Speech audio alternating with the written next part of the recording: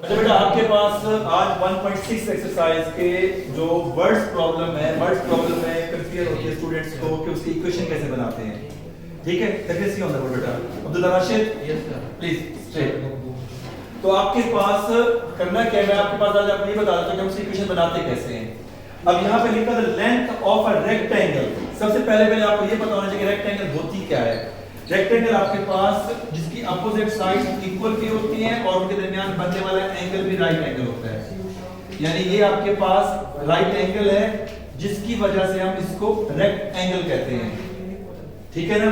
अब उसने क्या कहा है कि रेक्ट एंगल के आपके पास क्या है, the rectangle length of a rectangle, जैसे ये लेंथ है, ठीक है, और आपके पास 4 टाइम्स ऑफ इट्स विड्थ, यानी उसकी विड्थ से 4 टाइम्स ज्यादा है। तो लेट द विड्थ हम करते हैं क्या है,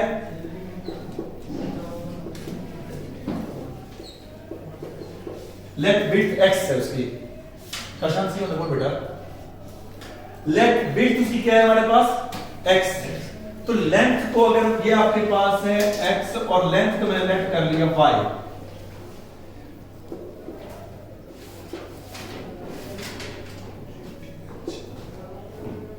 लेंथ को मैंने लेट किया है y, तो अकॉर्डिंग टू कंडीशन y, अब यहां पे देखिए वो कहता है y क्या है 4 टाइम्स ऑफ इट्स विड्थ, तो y की वैल्यू क्या बन जाएगी 4x बन जाएगी। बात समझ आई? Yes sir. के लेट विड्थ क्या किया था हमने x, तो लेंथ हमने क्या कहा y, तो y क्या है आपके पास 4 टाइम्स ऑफ x। जो हमारे पास इक्वेशन बनेगी, इक्वेशन हमारे पास क्या बन जाएगी, वो बन जाएगी 4x, y उस तरफ जाएगा तो -y इज इक्वल टू 0। ये इक्वेशन होगी हमारे पास 1। ये हमारे पास एक इक्वेशन होगी ना, क्योंकि कोई मेथड सॉल्व करने के लिए हमें 2 इक्वेशन चाहिए। अब दूसरी इक्वेशन के लिए हमारे पास वो क्या कहता है, the perimeter of a rectangle. Perimeter किसे कहते हैं, the length of the boundary, उसकी पूरी बाउंड्री की जो लेंथ है उसे हम क्या कहते हैं, पेरीमीटर कहते हैं। और पेरीमीटर का हमारे पास फार्मूला क्या होता है, अगर रेक्टेंगल हो तो कितनी लेंथ है, 2 लेंथ है ना, 1 एंड 2, तो आपके पास विड्थ भी कितनी है 2। तो पेरीमीटर के लिए मैं लिख सकता हूं 2x + 2y, और पेरीमीटर की वैल्यू क्या दी गई है बेटा 150 सेंटीमीटर, 150। तो p की वैल्यू आपके पास क्या है 150। तो इक्वेशन क्या बन जाएगी 2x + 2y = 150। समझ आई? अगर हम इसको मजीद सिंपलीफाई करें तो 2 सब पे डिवाइड होता है, 2 सब पे क्या होता है डिवाइड।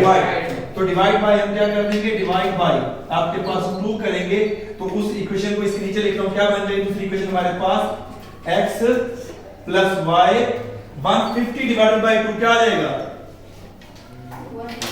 75 बेटा। ये इक्वेशन नंबर 2 होगी। बेटा देखो आपके पास p की वैल्यू उसने खुद बताया ना कि p की वैल्यू क्या दी गई है 150, और पेरीमीटर किसे कहते हैं, पूरी बाउंड्री की लेंथ को सम करो। अब ये कितनी उसकी विड्थ है, एक x ये है और एक x ये है और ये एक y, x और x कितना हो गया 2x हो गया, और y और y 2y। जब टोटल, क्योंकि अगर आप ले रहे हैं ना बाउंड्री, तो आप यहां से स्टार्ट करेंगे अपना सफर, यानी a से आप जाएंगे पहले b तक, b से c से d, फिर d से a, तो टोटल आपके पास 2x + 2y बनेगा नहीं बनेगा, हो गया 2x 2y। और 2x + 2y किसके इक्वल दिया हुआ उसने खुद ही हमें बता दिया, दैट इज इक्वल टू 150। तो दूसरी इक्वेशन हमारे पास यहां से बनेगी। Is it clear? Yes sir. अब इसी तरह से उसके बाद आप इसे क्रैमर रूल से और इनवर्स मेथड से करेंगे, वो आपको पहले से मालूम है, क्योंकि इक्वेशन बनाने का आप कंफ्यूजन था वो मैंने क्लियर कर दिया। अब क्वेश्चन नंबर 3 भी इसी तरह से है। अब 2 साइड्स ऑफ अ रेक्टेंगल, फिर वही आपके पास 2 साइड्स हैं। अगर मैं इसकी विड्थ को लेट x कर लेता हूं, लेंथ को क्या लेट कर लेता हूं y। अब कह देंगे सॉल्यूशन के अंदर लेट विड्थ इज x, ठीक है, एंड लेंथ क्या है y। कंडीशन क्या दी है, 2 sides of a rectangle differ by 3.5। Differ mean difference को मैथमेटिकली किस नोटेशन के साथ हम शो करते हैं, डिफरेंस को सम को किससे शो करते हैं? माइनस सम को किससे शो करते हैं? प्लस, और डिफरेंस को माइनस। देखें दोबारा बता देता हूं, सम को प्लस, डिफरेंस को प्रोडक्ट को multiply, product multiply and division तो आपको डिवीजन साइन है, तो आपको दोनों नाम आने चाहिए क्योंकि एडिशन भी उसका नाम है और सम भी, डिफरेंस भी और डिफर भी, या सब्ट्रैक्शन एक ही चीज है, और मल्टीप्लाई एंड प्रोडक्ट सेम चीज है, तो आपको इसके दूसरे नाम आने चाहिए, ठीक है? अब वो कहते हैं the two sides of a rectangle differ by 3.5 centimetre, यानी इन दोनों के दरमियान जो डिफरेंस है वो कितना है? 3.5। तो अगर फर्स्ट कंडीशन हम कह दें तो फर्स्ट कंडीशन हमारे पास क्या दी गई है? वो दी गई है x minus y is equal to 3.5, लेकिन यहाँ पे x माइनस वाई का 3.5 दी गई है, तो थोड़ी सी बात यूं गलत हो जाएगी क्योंकि y लेंथ है, लेंथ बड़ी है, ठीक है? तो हमें थोड़ा सा यहाँ पे थोड़ा सा नाम चेंज कर दे, फिर हमारी क्वेश्चन सही हो जाएगी। यहाँ पे विड्थ को हम y कह देते हैं और लेंथ को क्या कह देते हैं? x। वो क्यों? बताता हूँ, वजह ही बताता हूँ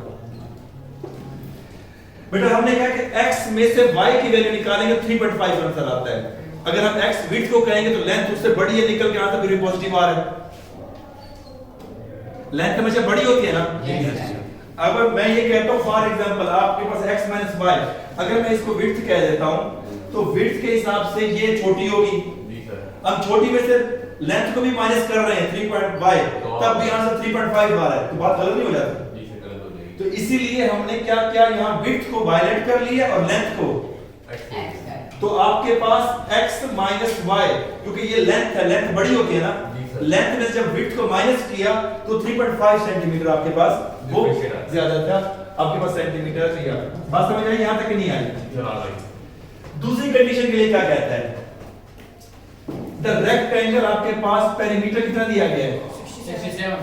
तो दूसरी इक्वेशन क्या बनेगी? दूसरी इक्वेशन क्या बनेगी? अभी मैं सॉल्व कर चुका हूं। इसकी 1/2 होगी, 1/2। आप सोचे, मैं अभी यहाँ आपको सॉल्व करवा के गया हूँ।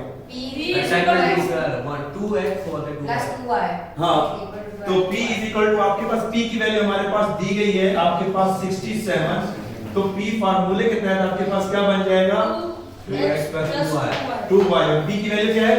67। तो दूसरी इक्वेशन हमारे पास क्या बन जाएगी? 2x plus 2y is equal to, तो ये आपके पास इक्वेशन नंबर 2 बन गई और ये आपके पास इक्वेशन नंबर 1 बन गई, और इस तरह से आगे डिवाइड से निकल रहा है 67 है और नंबर है, आंसर आपके पास डेसिमल में आएगी, जरूरत नहीं है। यहाँ पे इवन नंबर था तो मैंने उसको सिंपलीफाई कर दिया। अच्छा, अगर ना करें तभी सही है, तब अगर ना करें तभी सही है, गलत तभी ना आता। तो यहाँ पे कोशिश की है कि अगर आपके पास सिंपलीफाई हो सकता है तो सिंपलीफाई करके हम मैट्रिक्स में सॉल्व करेंगे तो हमारे लिए इजी हो जाएगा, वरना हम उसको बात भी कर सकते हैं।